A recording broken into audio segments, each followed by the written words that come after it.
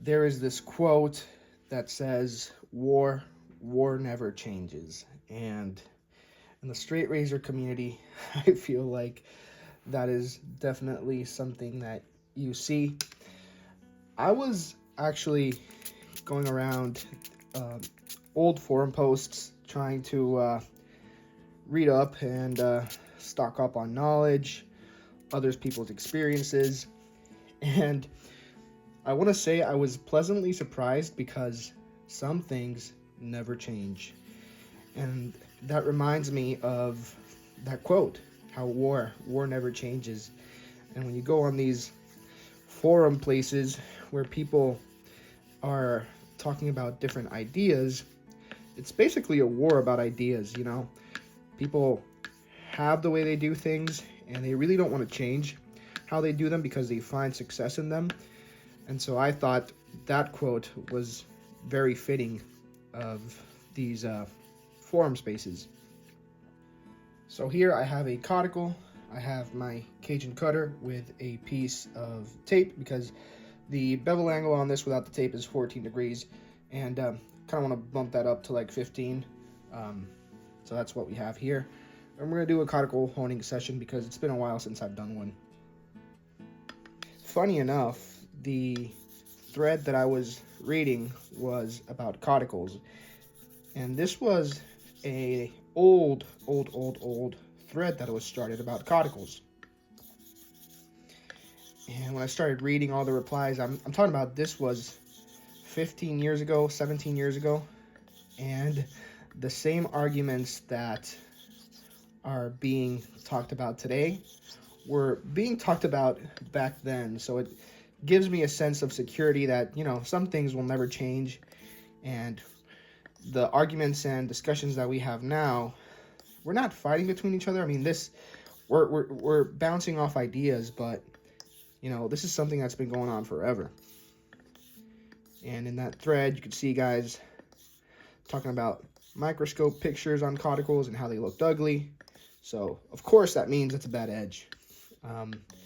Guys that say that caudicles are not any good for razor honing and that you're better off with a synthetic or a harder Kansas stone.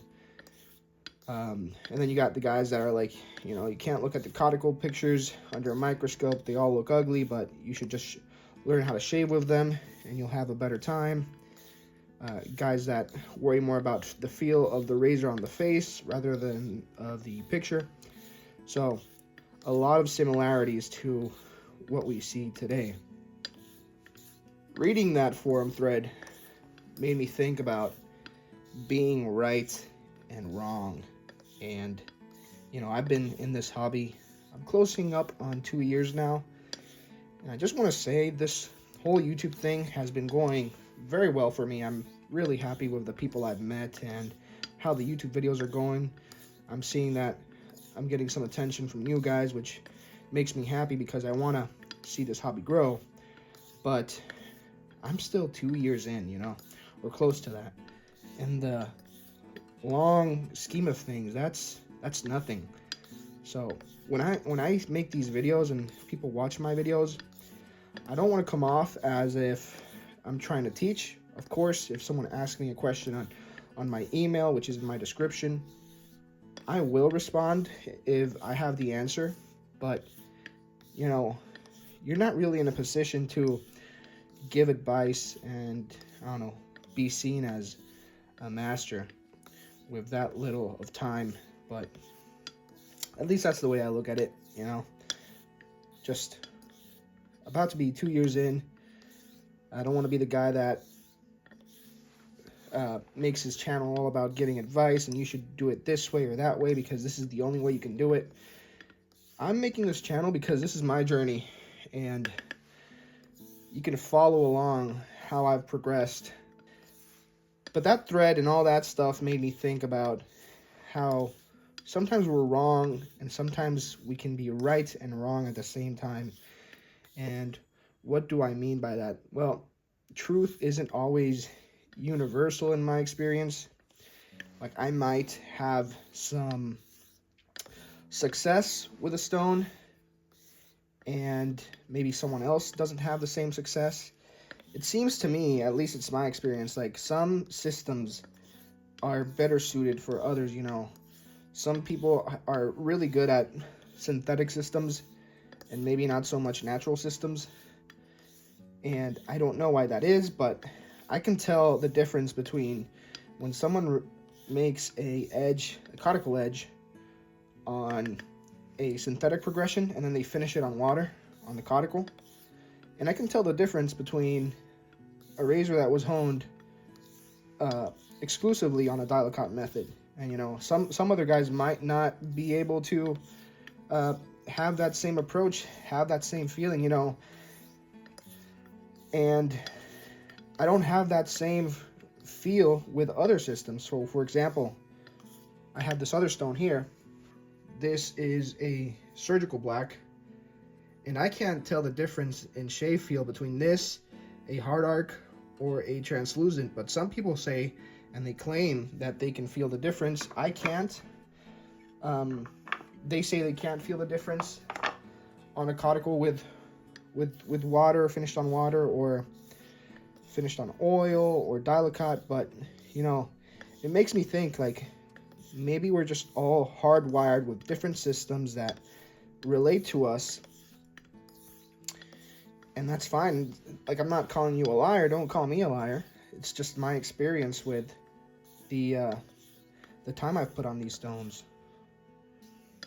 I do want to say, for finishing, I find that I have a set of stones that I like for finishing.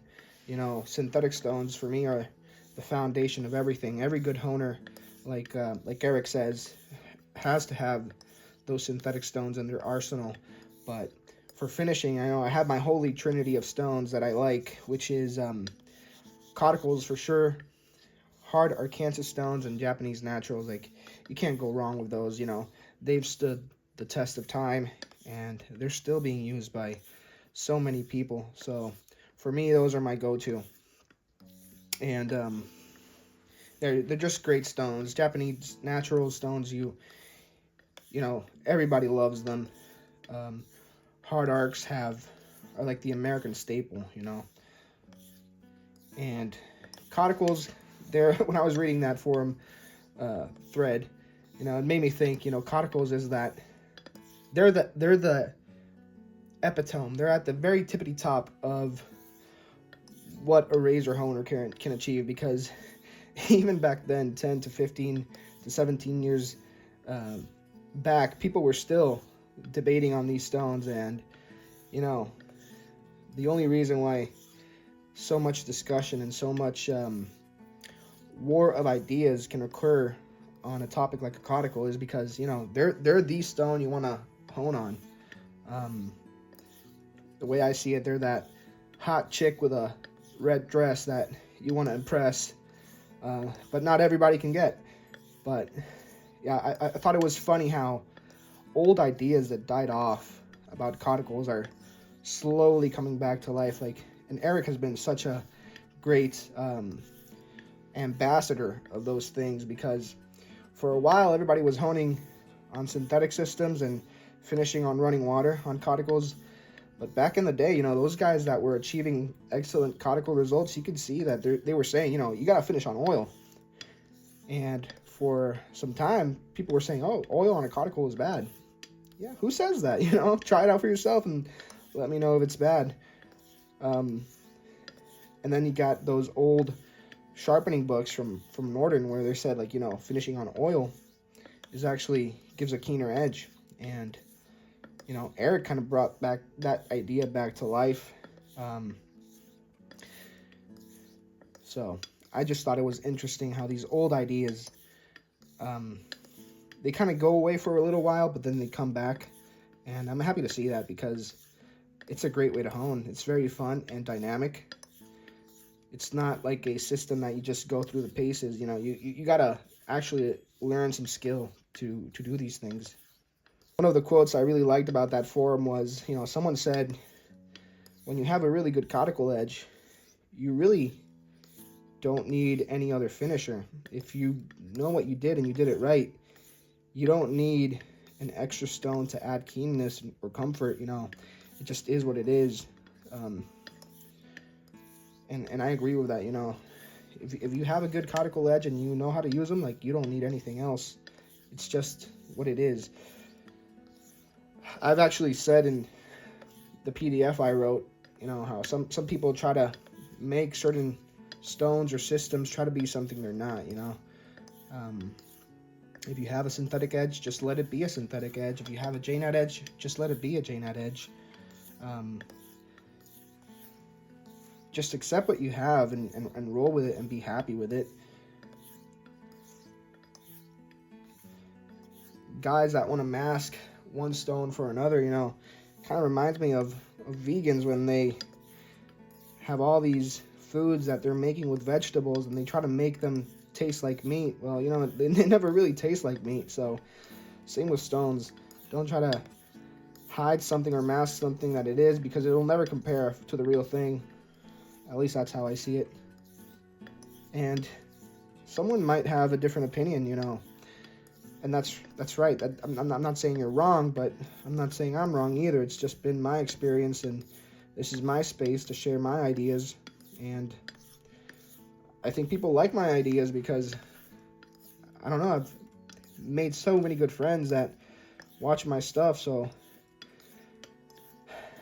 either either you love to see what I'm doing, or you love to hate on what I'm doing, but you can't change the fact that you're watching the journey with me. So, and one thing is, we all have different data points.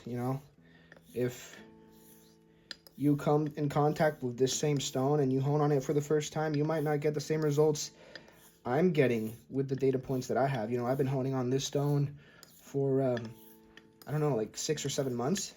So my data points on this is way bigger than your data points. So you're not wrong in saying, okay, you can't hone a razor on that stone. Yeah, maybe you can't hone a razor on that stone the first try, but maybe the second, third, fourth, 5. So it's all about making your database bigger with putting the time in on the stone. You get more experience, more information. And when we talk about feel, that's all we're talking about. We're talking about feedback, Feedback is learning how to observe what you're doing.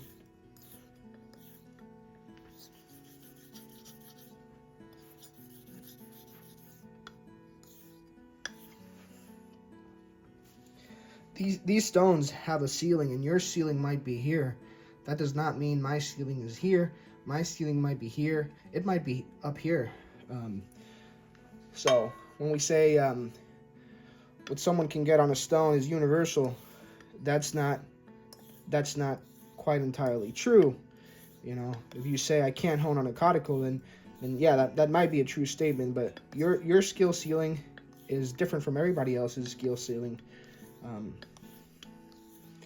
One thing and that's why I always recommend, if you're trying to learn how to hone on a Japanese natural, find someone that you like how they hone and the edges that they get from that Japanese natural, and ask them for advice, and just ignore everything else. Because if someone isn't happy with the results they're getting, why would you follow the advice of someone that is, by all intents and purposes, I don't know if I said that right, but they're not far off away from you, If I go to practice on those Indonesian stones, and I've never honed on them, someone that has honed on them far longer than I and likes them, they might get better edges. I'm sure they would get better edges, but if someone has tried them and they don't really ever like them, I don't understand why you would ever get advice from someone like that, because it's not the system that naturally binds with them, And I don't think failure is a bad thing, Failure is a good thing. Failure will be your best friend when you're trying to learn. The faster I can fail, the better, because the faster I'll be on the right track. So whatever system you're using, learn how to fail and enjoy the process, because once you learn that process, it actually becomes quite easy. Like, honing razors isn't a science, You're rubbing steel on metal. It's nothing hard, you know. At first, you have to learn a lot of terms, you have to learn a lot of nuances, but once you learn them, it actually becomes pretty, I don't want to say boring because I enjoy it so much, but yeah, it's there's not much you can do. There's not much you can add. It's already been added. And reading that forum thread kind of like made me realize that even more, because all the same topics, they're already being talked about back then, you know. They're just now being resurfaced by same ideas, different faces. One great way of finishing on these cauticles if you're starting out is just do your natural synthetic progression on them and go and finish on oil, and that'll tell you what you can do with these stones. Once you know where the ceiling of these stones are when it comes in terms of keenness and comfort, then everything else is just trying to learn that stone. So if I learn how keen I can get off this stone coming off a synthetic, you can get that same place with a Dialcott method or using slurry, and in fact you'll actually stay with the same keenness but more comfort, in my opinion.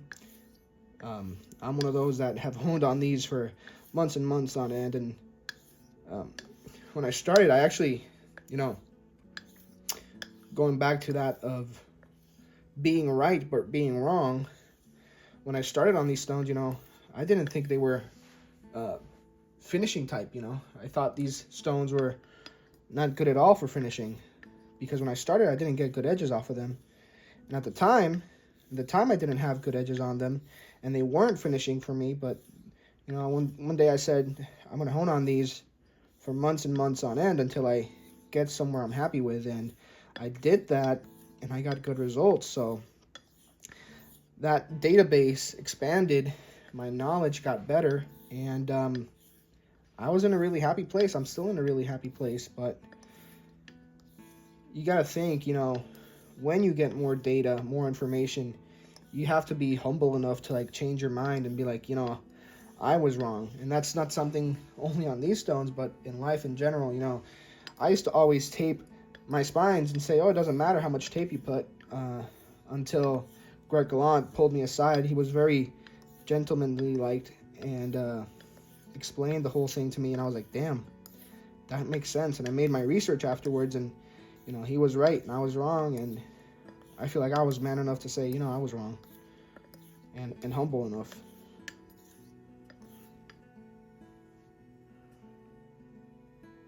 Right now I want to add a little bit of slurry there. I think that should be okay. I'm actually going to do these dropping strokes. You know, when I first started, and by the way, this is what all this is doing is like I'm pulling the edge out,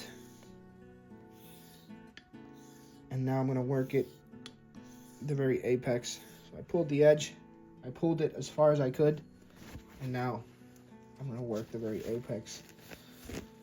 You know, when I first started, and this is the funny thing, like sometimes you got to make your own mind. I'm going to put some ONR there with a little bit of slurry. You got to make your own mind and figure out what works for you. You know, when I started, I was told, you know, those dropping strokes on the stone, they don't work for shit. And I was like, how can that be? I can feel the difference, you know. I'm getting data on my hands and on my feedback that's pulling the edge to the very apex, you know. And I could feel a difference, you know, when it comes to the final edge. No, but when I'm working on the stones, I can feel it's pulling it backwards. And I was told I was wrong, but, you know, if it works for me, and this is a personal experience, a personal journey, why would I do something else if it's working? If it ain't broke, don't fix it. And that's why I kind of like the Dialcott method for the one stone hone. You also got the Unicott method, but I like the Dialcott method because it stood the test of time, you know. These are European barbers' favorite honing stones, so they got a lot of history, and I respect that. That's one of the aspects I like about this hobby, the history of it all. And I'm mentioning all this caudicle stuff because, I'm using a caudicle, but it doesn't just apply to cauticles. It applies to different things. Like, let's say JNATs, if you get good success going a different progression, True Nagura, or maybe you skip the Botan and you have good results, why would you change what you do if it's working for you and you're shaving your face? I'm a person that sometimes I like one stone honing on a JNAT and I get good results. Someone else might do the same thing and not get the same results. That doesn't mean I'm wrong, or that doesn't mean they're wrong. It just means, with the data that you have and the data I have, we get those different results. I really don't care about the scratch pattern on cauticles, especially. With my data points and the results I've gotten, scratch pattern means absolutely nothing with these stones. And I would consider myself one of those that gets good results with cauticles. You really got to learn how to use pressure on these. They're extremely fast if you learn pressure management. I learned my pressure management on synthetics. So if you're wondering, that's something you can practice on any stone system. Japanese naturals, synthetics. You can start with a little bit of heavier pressure and then work your way down. That edge right there, I can feel it's extremely thin. Wow, that is very nice.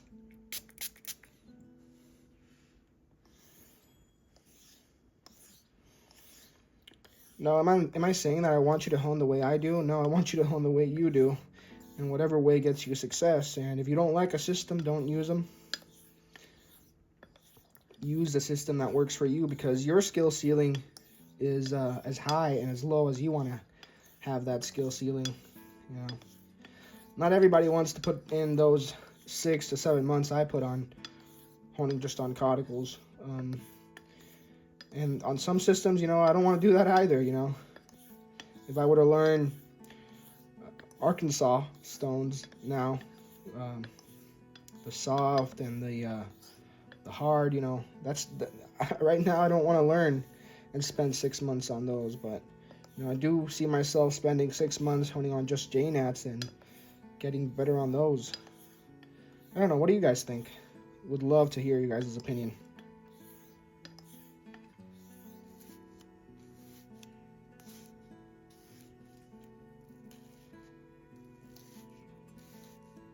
So I'll give this a stropping and we're good to go. I'll do a shave video in the near future with this caudicle edge. I just love them, and I don't know, war never changes, and seems like we all have war of ideas. Just stay true to yourself and do what makes you happy, and ignore the noise.